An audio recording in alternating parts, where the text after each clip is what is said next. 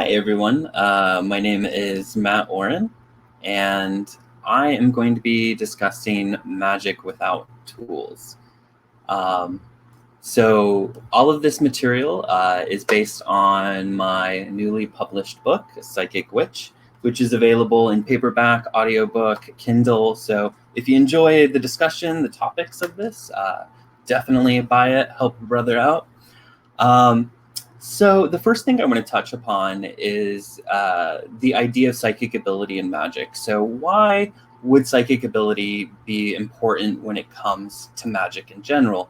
A lot of people who practice magic, whether they be witches or some sort of ceremonial magician, tend to kind of gloss over the importance of developing psychic ability. So my whole premise and my deeply held belief is that magic and psychic ability are two sides of the same coin. You can't necessarily separate them. So we can look at psychic ability as the reception of subtle information and being able to interpret and understand that on a basic in a similar manner. We can simplify the idea of magic as magic being that information that we are projecting out into our reality to inform it. So it's sort of like the difference between hearing and seeing. Both deal with audio waves, right? It's just a matter of if you're listening, if you're receiving them, or if you're sending them out. But if you can do both, it's going to enhance your ability to dialogue, to have conversation. So there is an idea within not just magical communities, but New Age communities and psychic communities as well, that psychic ability is something that you're born with, that it's some sort of a gift that certain people have.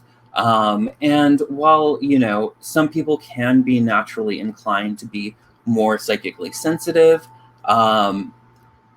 it's not that different than some people being kind of naturally artistically inclined or naturally inclined to sports. That doesn't necessarily mean that, if you aren't born with that you can't develop that.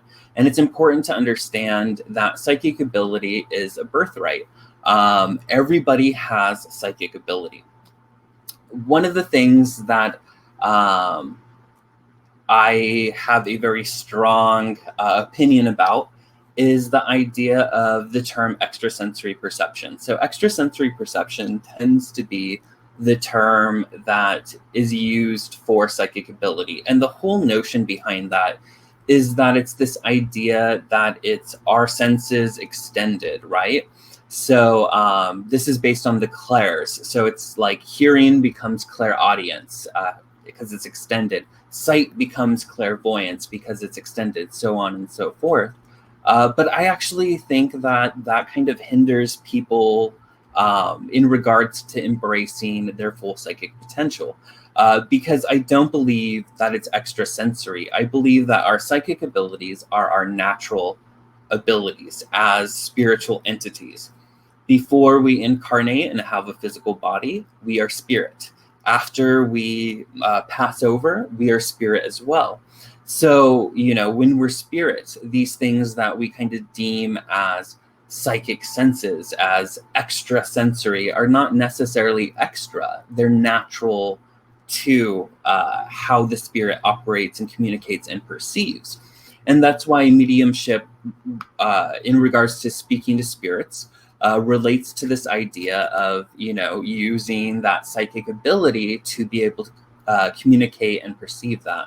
So I believe that when we kind of talk about extrasensory perception as something that is, extra. So it's sort of like calling magic supernatural.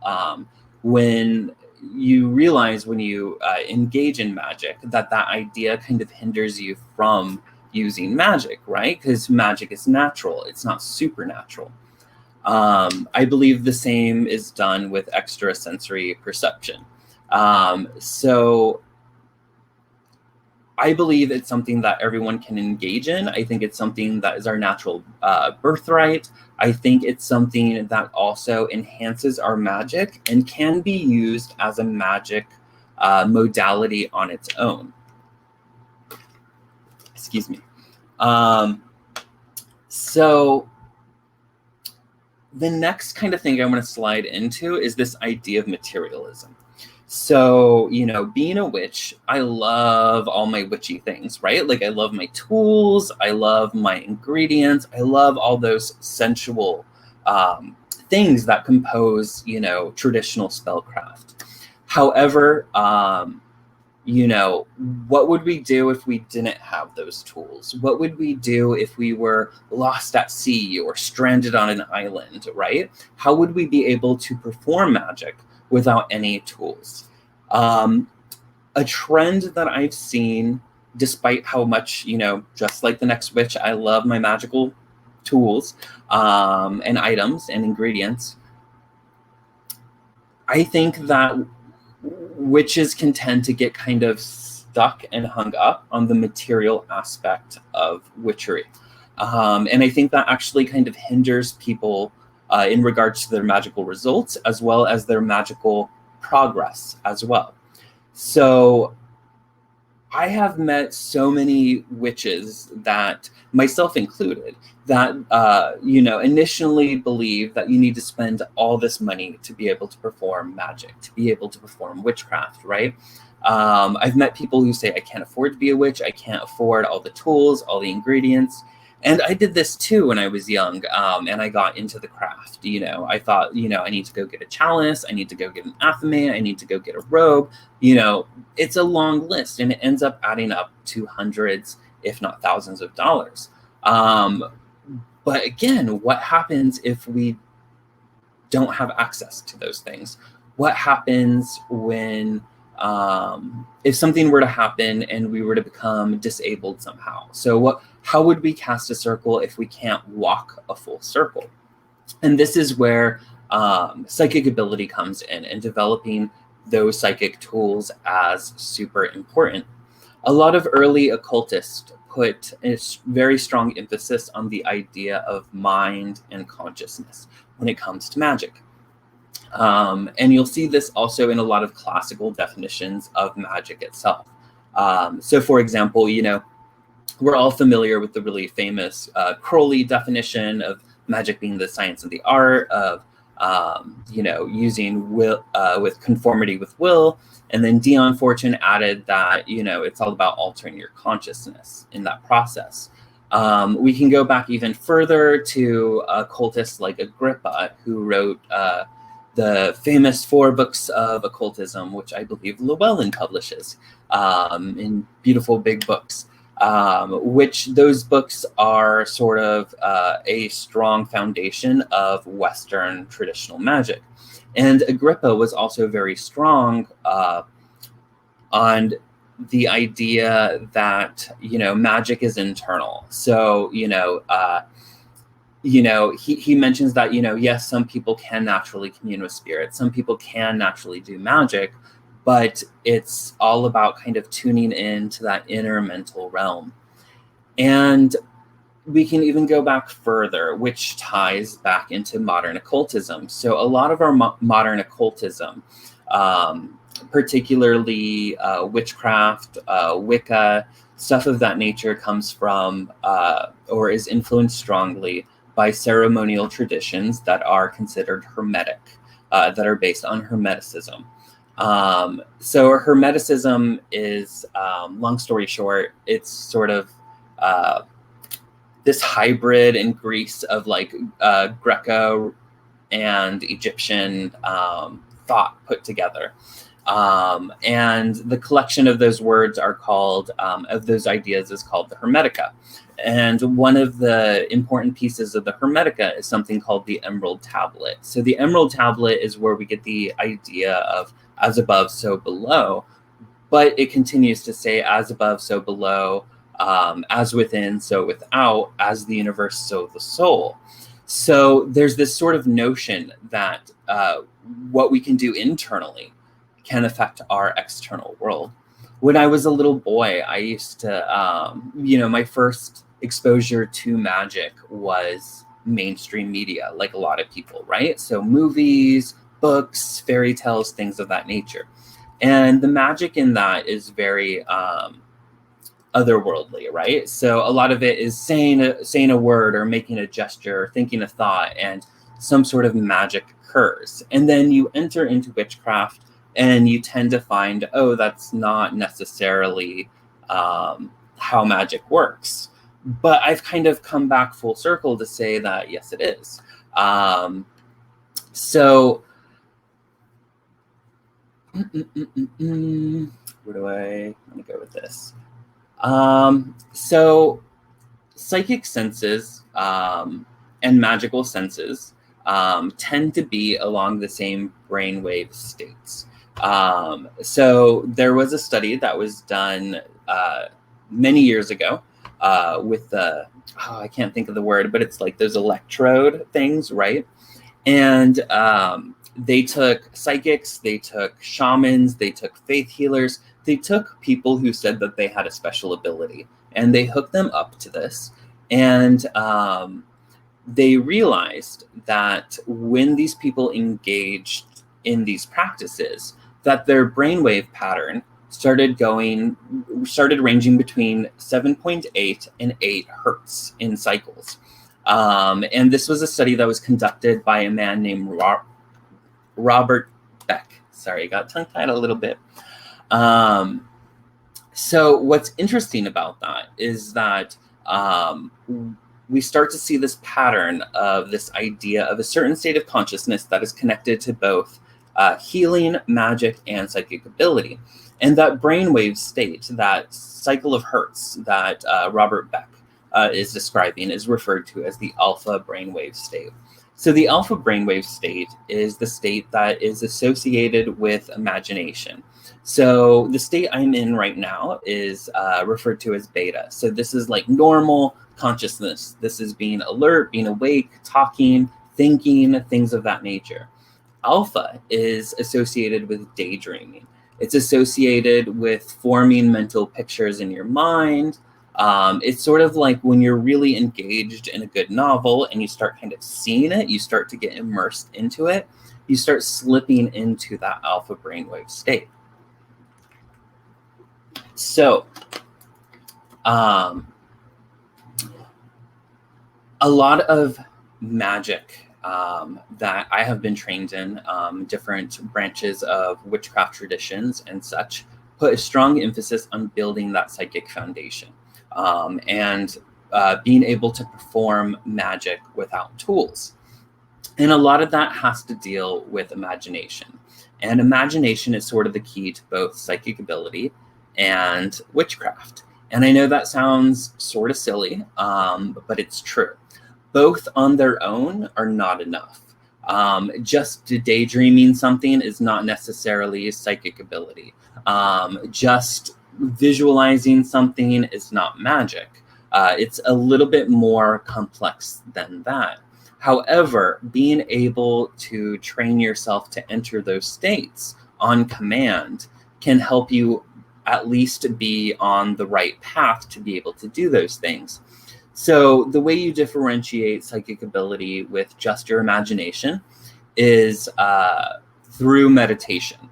It's through getting to know yourself, getting to know how your imagination works, how your mind works, and you begin to discern it. The difference between visualization and projective magic has to deal with willpower. So a lot of witches I come across put a strong emphasis on this idea of intent. And I think for the most part, I disagree with that, because a lot of times, you can intend something. That doesn't mean it's going to necessarily happen. Willpower is a little bit different, where it's more of a refusal of anything else. So, for example, a great illustration, and I always go back to this because this is one of my gateways into witchcraft, was the movie The Craft. So in the movie The Craft, there's the scene where the four girls are sort of out and about, And, this homeless man is chasing them, this kind of crazy homeless man with a snake. And they all turn around and a car hits them, right? And they're all sort of like, oh, I was thinking it. Were you thinking it? And so like in that, though it seems like kind of a weird, random, like, ooh, magic scene, there's sort of an insight in that, because they weren't just thinking it, they were willing it to happen. So that is my little spiel on the difference between intention and willpower when it comes to projective magic. The next thing that I have sort of discussed in my book, something that I realized is that traditional ritual and traditional spell all follows a format that is in alignment with the classical planes of reality, which happen to also be our auric field, right? So the different layers of our auric field, which is not necessarily as linear as we're thinking, but it puts this idea that we're multidimensional beings, right? So, our astral body, for example, exists on the astral plane. It's a part of us that is on the astral plane, even though our focus is here.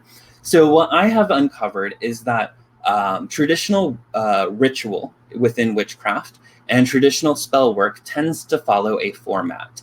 And if you look at that format, it's touching on different key components of moving things through your auric field and therefore through the planes of reality and then receiving it back. So there's a technique, there's a method to the madness. It's not just necessarily fully visualizing things and putting willpower behind that, though that definitely can work.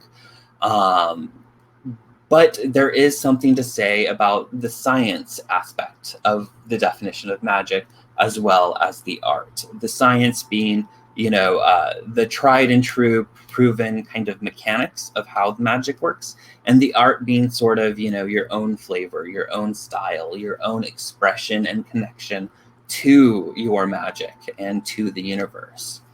Something that I found, not to keep tangenting too much, something that I found that was really interesting is that a lot of magical folk tend to be very earth-based, right? So when we think of paganism and we think of witchcraft and Wicca, we often have nature-based connotations to that, right? So what's really interesting about that, which I also talk about in the book, is that the surface of our planet, in the ionosphere, it has an electromagnetic rhythm based on lightning activity, which forms sort of a cavity in our atmosphere, but it pulses and it cycles. And a lot of scientists and researchers have compared it to being very similar to the process of brainwave activity. And this cycle is called the Schumann Resonance. So what's really interesting about the Schumann Resonance is that when it's in hertz, it's 7.83 hertz, which is exactly within that range of alpha, right? So there's this weird connection between being able to connect with the earth and slipping into that stream of consciousness and the energy of magic and psychic ability. It all sort of follows into the same realm.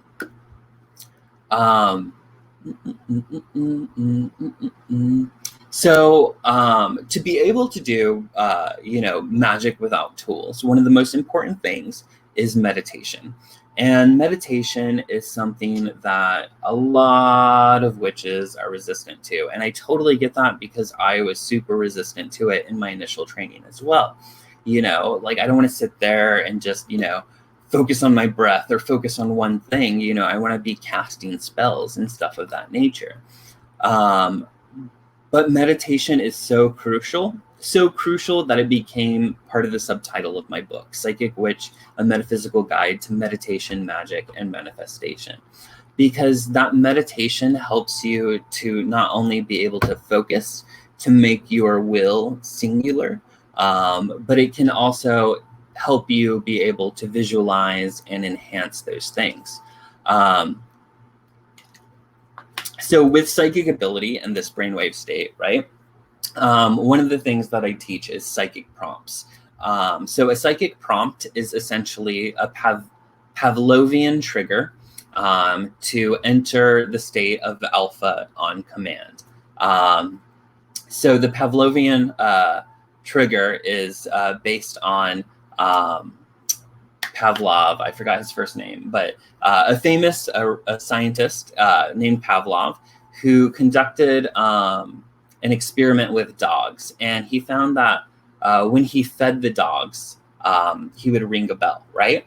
And then he stopped feeding the dogs and he'd ring the bell, and they would start naturally engaging in behavior that was associated with eating food. So they learned to associate that sound with a certain way of conducting themselves and a certain way of thinking.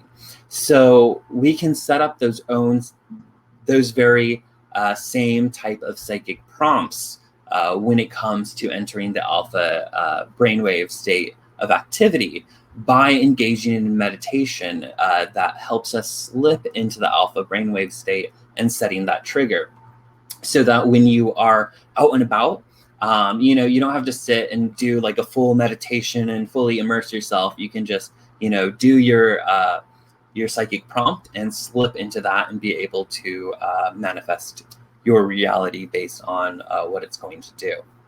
So this can be used several ways. So magic can be done in sort of a totally internal manner that is more meditation based, which is, sort of sitting down at your altar, meditating, and then, visualizing the tools and conducting the ritual and willing it out into the universe. That is absolutely a form of magic without tools. But we can also do that while out and about and awake. So one of the examples that I give, I believe I touch on this in the book, is so I used to work every October at Enchanted, which is Laurie Cabot's witchcraft shop in Salem. And I think it was Halloween, or it was really close to that on one of the nights, where we're just exhausted, completely exhausted. Everyone in the shop is exhausted, and we get tourists from all over. People who are into witchcraft, people who are into psychic ability, to people who are just tourists and they're not into any of this, and it's sort of just a touristy kind of freak show thing for them. So we were about to close shop, but we can't close shop until everyone leaves. And this family had come in that was super rowdy and totally disrespectful. They didn't believe in any of the stuff. They were making fun of it. But there were a lot of them. There were like 10 of them, and we couldn't close the shop unless they left.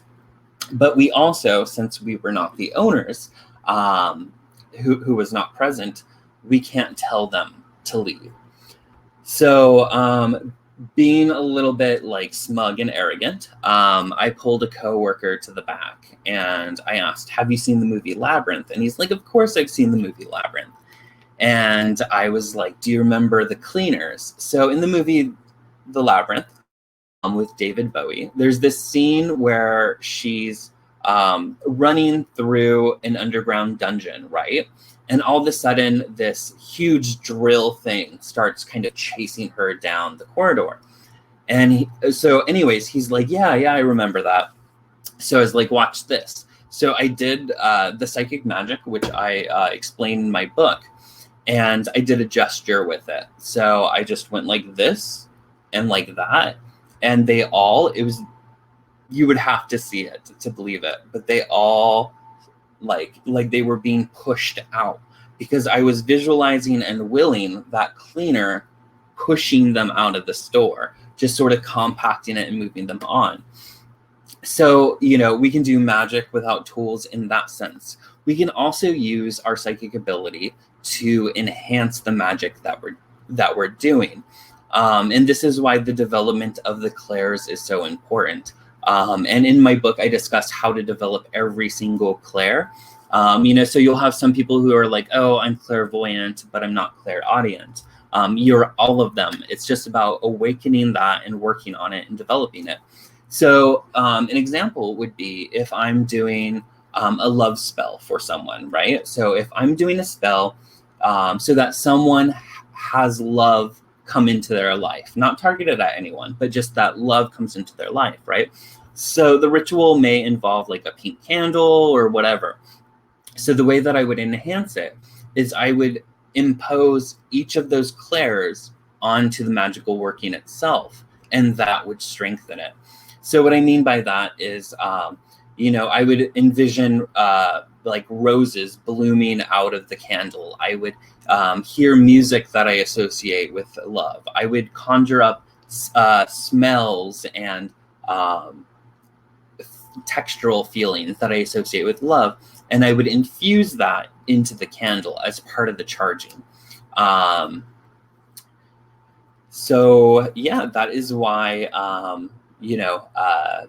psychic ability is so important, and it's something I want to bring back to the forefront of witchcraft, and particularly early witchcraft training, because a lot of the things that we see as basic aren't really explored in depth. So energetic practices like grounding and centering and shielding and developing these psychic abilities, we just kind of check it off the list, like we've done it, and then we move on, whether that's through a lot of traditional witchcraft training or whether that's through reading the book, and you want to get to the good stuff. But it's important to really build on that foundation, because it really is the foundation of all magical workings and all magical acts.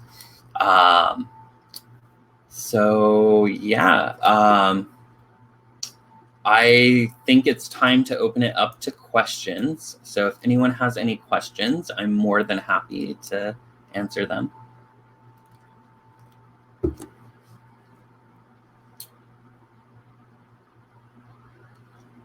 What are the tools behind me? These ones, you mean? So these ones are actually, I have tingshas, which are hanging. That's just for meditation. I also use that for like energy clearing stuff. And those are actually dowsing rods. So dowsing rods are funny. My dad is one of the most psychic people I've ever met. And he's one of the most like amazingly magical people I've ever met.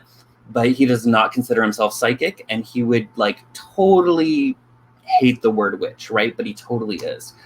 So my dad runs a plumbing company, and when they can't find a leak with their tools underground, he will wait till no one's looking, and he has a pair of coat hangers that he'll go out and find the leak. So, that inspired me to get dowsing rods.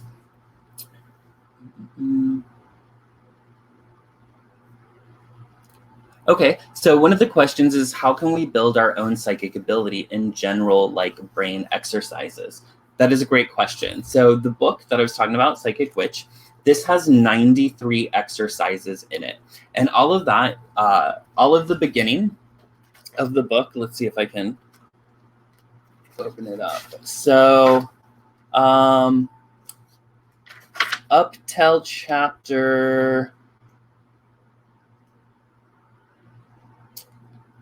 Actually, the whole thing, it just kind of interweaves, but you start off by learning how to relax. So there's all these different exercises on how to relax and how to enter the alpha brainwave state. And then after that, it goes into all of like the crucial points of like how to hold that trigger, how to do protection, how to ground to make sure that you haven't fried yourself.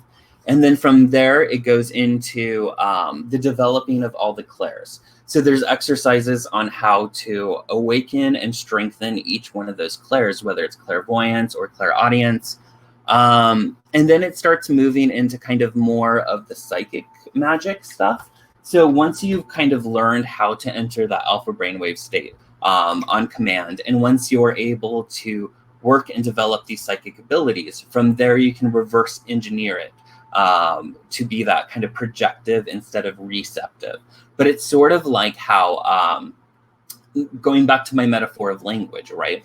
So of speaking and hearing, we learn to speak from hearing. So opening those psychic senses, learning to be receptive and engage in them is going to vastly strengthen our magical ability in general.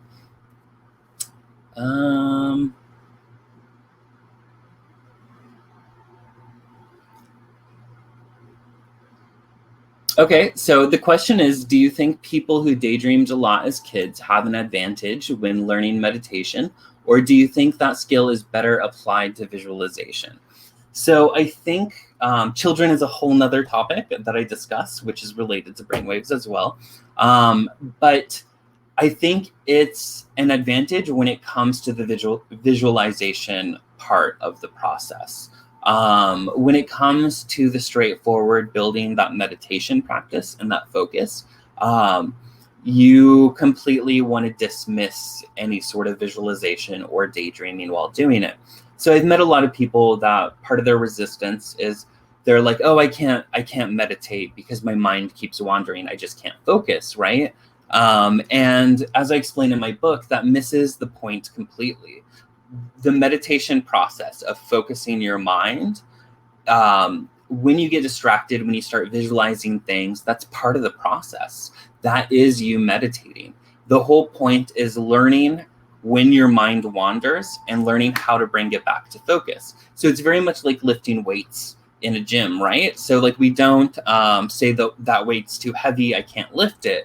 You start with lighter weights and you work your way up to it. And part of that resistance is that mind wandering. So you're not going to become good at focusing in meditation without your mind wandering. So a lot of people sort of beat themselves up because their mind wanders, when really that's the point of mindful meditation, is being aware of that and then bringing it back, which makes you better and stronger at that.